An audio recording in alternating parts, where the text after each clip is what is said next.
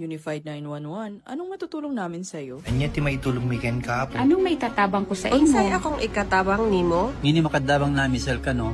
Sa anumang wika o dialekto, may tulong na darating sa iyo.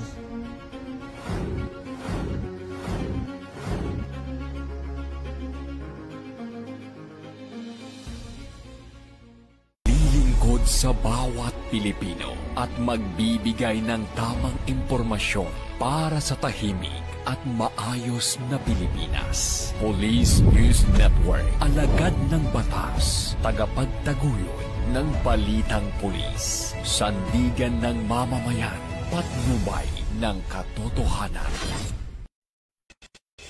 La Campo Crame, maghahatid ng pinakahuling kaganapan at nagbabagang balita. Ito ang PNN Police News Network.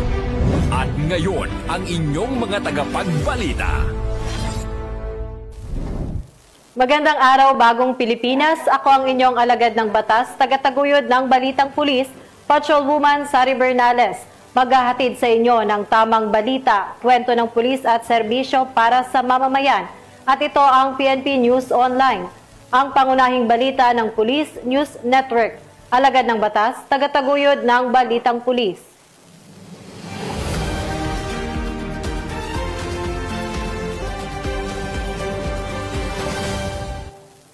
Ngayon po ay araw ng Linggo at narito ang mga balitang nakalap ng ating PNN correspondents sa linggong ito.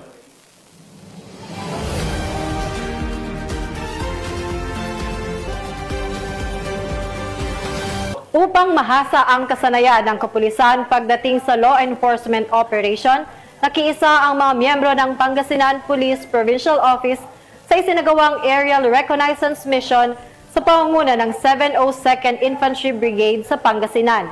Yan ang balitang hatid ni Police Staff Sergeant Jandel Supremo. Sa layuning mas mapausay ang seguridad at situational awareness sa Hilagang Luzon, nakipahagi ang Pangasinan Police Provincial Office sa isang Aerial Reconnaissance Mission na isinagawa noong Nobyembre 4, 2025 sa pangunguna ng 702nd Infantry Brigade ng Philippine Army. Layunin ng reconnaissance na ito na tukuyin at suriin ang mga kritikal na lugar, kumpirmahin ang mga impormasyon mula sa lupa at palakasin ang pinagsamang estratehiya sa operasyon ng mga ahensya para sa seguridad at kaayusan ng lalawigan. Pinangunahan ng operasyon nila